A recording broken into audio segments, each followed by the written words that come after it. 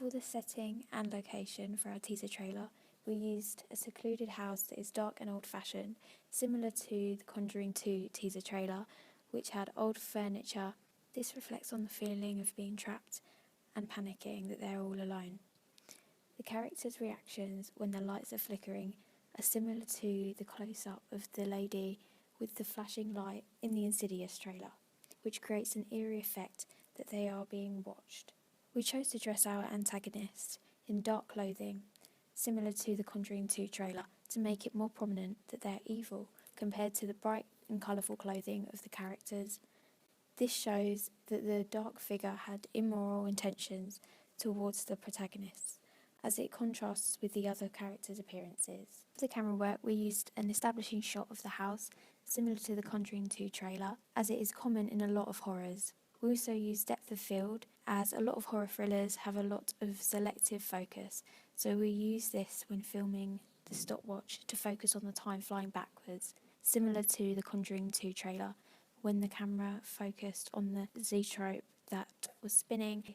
This helped create a lot of suspense and tension. For our teaser trailer, we used montage editing, and it was very fast-paced to create the suspense and build tension for the audience. For example, the diet on the whiteboard was fast shots similar to the Conjuring 2 trailer, when there is fast shots of the man and the antagonist. These shot paces create a climax and feeling of fear for the audience. For our company ident, we chose to use dark effects to reflect the horror genre, similar to the company ident in The Conjuring 2.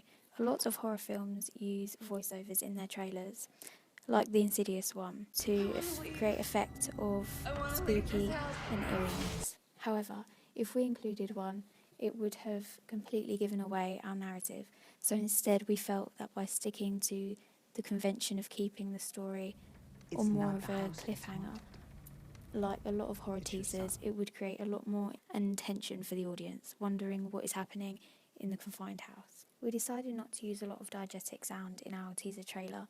However, the protagonist says, "What the hell was that?" when there was a loud bang inside of the house, giving the audience an indication of why they entered the house, due to a large bang which was non-diegetic, along with the sound effects including heavy breathing to put the audience in the character's point of view. The static sound effect when the whiteboard shots are happening create climax and suspense as it gets faster and faster and more intense.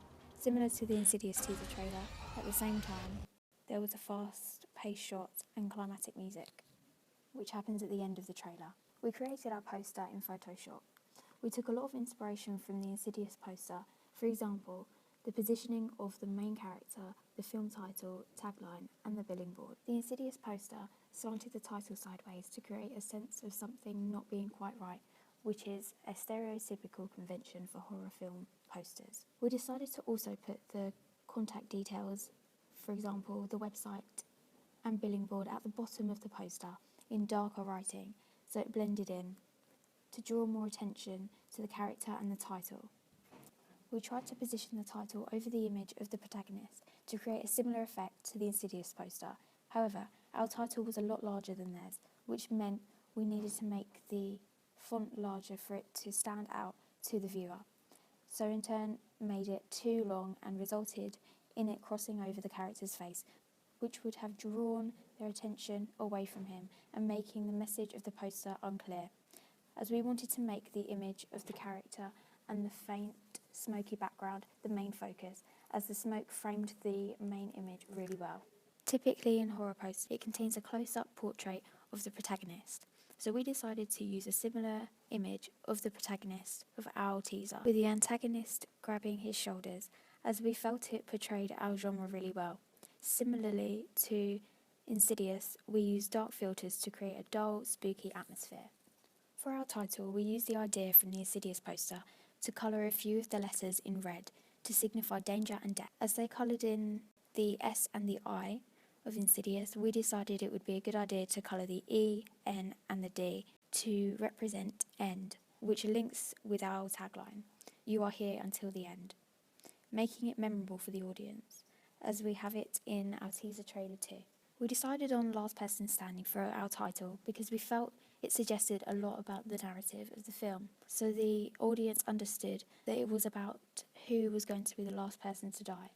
For our magazine cover, we'd researched two possible options for our company. The first one was Empire, which was a very conventional cover that normally includes a medium long shot of the protagonist of the film. The title is normally in the centre to draw attention to it.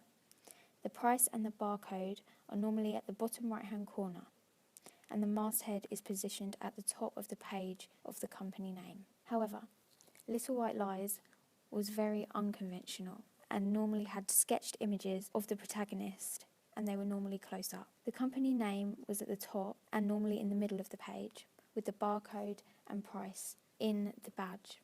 We decided to choose the Little White Lies magazine company as we felt that it is targeted at an audience that are interested in our genre. So for our magazine, we included the Little White Lies badge with the barcode at the very top in the middle of our magazine cover. We also used a lot of effects from Photoshop to make our image of our protagonist a lot more sketch-like, and we included the title of our film behind the image, as we felt that the Little White Lies magazine covers were very minimal and didn't include a lot of information compared to the Empire one, so we wanted to portray this in our magazine cover.